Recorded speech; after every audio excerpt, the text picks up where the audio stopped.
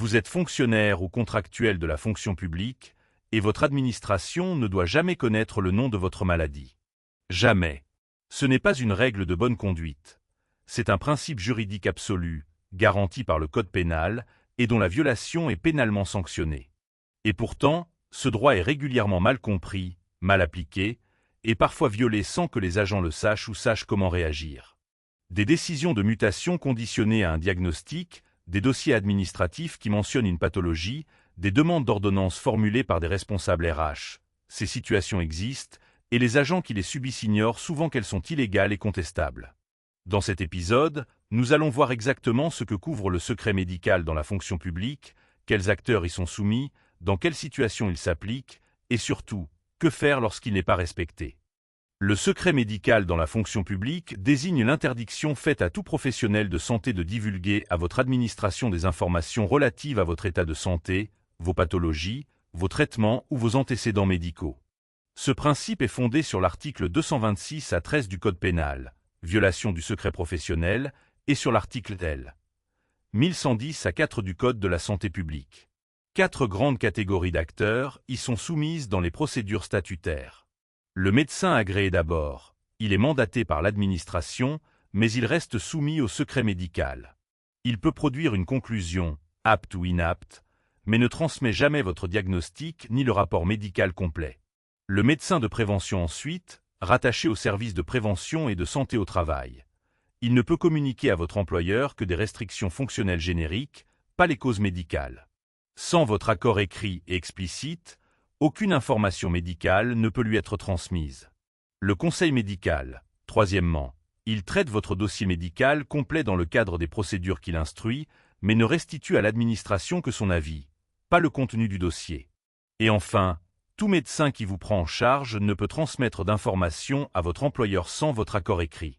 Le secret médical, c'est un droit fondamental qui s'applique à chaque étape de votre parcours professionnel. Ce principe ne se limite pas à la visite chez le médecin agréé. Il s'applique dans toutes les situations où votre administration est amenée à traiter des données relatives à votre santé, et dans les 3 versants de la fonction publique sans exception. Votre diagnostic est interdit dans votre dossier administratif. Cela signifie qu'aucune pièce, aucune note, aucun courrier interne ne peut mentionner le nom de votre maladie, votre traitement ou vos résultats d'examen. C'est vrai pour votre dossier de mutation, pour votre dossier d'avancement, pour toute procédure vous concernant. Dans le cadre des procédures CLM et CLD, seules les conclusions du médecin agréé parviennent à l'administration, pas le rapport médical. Pour le médecin de prévention, aucune transmission à votre employeur n'est possible sans votre accord écrit. Lors d'un concours ou d'un recrutement, seule l'aptitude au poste est communiquée, pas les raisons médicales d'une éventuelle inaptitude. Et au sein du conseil médical, le dossier médical complet reste confidentiel. Seul l'avis est transmis à l'administration. Ces règles sont identiques dans les 3 versants. Que vous soyez fonctionnaire d'État, territorial ou hospitalier, titulaire ou contractuel, vous bénéficiez des mêmes protections. C'est un point important. Certains agents contractuels croient parfois que ces garanties ne les concernent pas. Elles s'appliquent à tous, sans condition de statut ni d'ancienneté. Voyons maintenant ce qui constitue concrètement une violation du secret médical, et ce que l'agent peut faire dans chacun de ces cas. Premier cas, un agent des ressources humaines inscrit le nom de votre maladie dans votre dossier administratif. C'est une violation du secret médical. L'agent s'expose à une sanction disciplinaire et potentiellement à des poursuites pénales. Vous pouvez signaler les faits à la CNIL pour traitement illicite de données de santé et déposer plainte pénale sur le fondement de l'article 226 à 13 du Code pénal. Deuxième cas, votre administration conditionne une décision, mutation, promotion, avancement, à la connaissance de votre diagnostic. C'est illégal. La décision est contestable devant le tribunal administratif et potentiellement nulle. Troisième cas, un médecin, agréé ou de prévention, transmet votre diagnostic à votre employeur sans votre accord. Il viole le secret professionnel. Vous pouvez déposer plainte auprès du Conseil de l'Ordre des médecins. Quatrième cas, votre hiérarchie vous demande directement de fournir vos ordonnances, vos résultats d'analyse ou vos comptes rendus médicaux. C'est une ingérence illégale dans votre vie privée. Vous n'avez aucune obligation d'y répondre et cette demande est en elle-même irrégulière. Ces 4 voies de recours sont cumulables, Vous pouvez les exercer simultanément. Vous avez également le droit d'accéder à votre propre dossier médical, constitué dans le cadre des procédures statutaires. Ce droit est souvent méconnu. Beaucoup d'agents pensent que ce dossier appartient à l'administration. Il n'en est rien. Vos données de santé vous appartiennent. Voici comment exercer ce droit. Première étape, identifier qui détient votre dossier. Il est détenu par le médecin agréé qui vous a examiné ou par le secrétariat du conseil médical selon la procédure concernée. Il n'est pas dans vos locaux RH et ne devrait jamais l'être. Deuxième étape, formulez votre demande par écrit. Adressez-vous directement au médecin concerné ou au secrétariat du conseil médical. Précisez la procédure concernée, votre identité et le fait que vous exercez votre droit d'accès à vos données médicales. Troisième étape, vous pouvez consulter votre dossier accompagné d'un médecin de votre choix. Ce droit est garanti. Si vous estimez que certains éléments sont inexacts ou incomplets, vous pouvez demander leur rectification.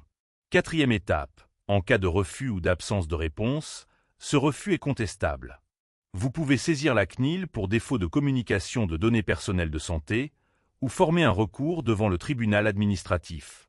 Votre assistant de service social du personnel peut vous accompagner dans ces démarches. Accompagnement personnalisé, gratuit, couvert par le secret professionnel, disponible dans les 3 versants de la fonction publique d'État, territoriale et hospitalière.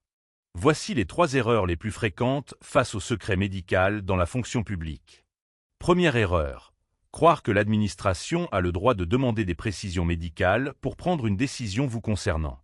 Elle n'en a pas le droit. Elle peut recevoir une conclusion, apte, inapte, restriction fonctionnelle, mais elle ne peut pas conditionner une mutation, un avancement ou une promotion à la connaissance de votre diagnostic. Si un responsable RH vous pose des questions sur votre maladie pour justifier une décision administrative, c'est illégal. Vous n'avez pas à répondre. Et la décision qui en résulterait serait contestable. Deuxième erreur. Pensez que le médecin de prévention peut informer votre employeur de votre état de santé. Il ne le peut pas. Le médecin de prévention est soumis au secret médical au même titre que tous les autres médecins. Il peut produire une fiche d'aptitude avec des préconisations d'aménagement de poste, mais cette fiche ne mentionne pas le diagnostic. Toute transmission de données médicales à votre employeur sans votre accord écrit et explicite constitue une violation du secret professionnel. Troisième erreur, ne pas réagir à une violation parce qu'on la croit inévitable. Une violation du secret médical est pénalement sanctionnée, contestable devant la CNIL, devant le Conseil de l'ordre des médecins, et susceptible d'entraîner l'annulation de la décision administrative qui en découle. Trop d'agents ignorent ces recours et laissent des violations passer sans suite, au risque que la pratique se reproduise. Vous disposez de 3 voies de recours si votre secret médical a été violé, et elles sont cumulables. Première voie, le signalement à la CNIL. La Commission nationale de l'informatique et des libertés est compétente pour traiter les signalements relatifs à la collecte ou au traitement illicite de données de santé. Les données médicales sont une catégorie sensible au sens du RGPD. Leur traitement est soumis à des règles strictes. Inscrire votre diagnostic dans un dossier administratif, le transmettre par email en interne, le mentionner dans un compte rendu de réunion, tout cela est sanctionnable. La CNIL peut ordonner des mesures correctives et infliger des amendes. Deuxième voie, la plainte auprès du Conseil de l'ordre des médecins. Si la violation émane d'un médecin, le Conseil peut prononcer des sanctions disciplinaires pouvant aller jusqu'à l'interdiction d'exercer. Troisième voie, le recours pénal. L'article 226 à 13 du Code pénal punit la violation du secret professionnel d'1 an d'emprisonnement et de 15 000 € d'amende. Ce n'est pas une sanction symbolique. La jurisprudence montre que des condamnations pénales ont effectivement été prononcées sur ce fondement dans des affaires impliquant des professionnels de santé. Et si la violation a fondé une décision administrative vous pénalisant, cette décision est par ailleurs contestable devant le tribunal administratif. Le secret médical est un droit fondamental, pas une faveur administrative. Le connaître, c'est se donner les moyens de le faire respecter au quotidien, dans toutes les procédures de votre vie professionnelle. Si vous pensez être victime d'une violation, si vous souhaitez préparer une procédure médicale à venir, ou si vous voulez approfondir vos droits dans la fonction publique, l'application Fonction regroupe 56 fiches pratiques couvrant l'ensemble de ces sujets, avec un simulateur de revenus en cas d'arrêt maladie.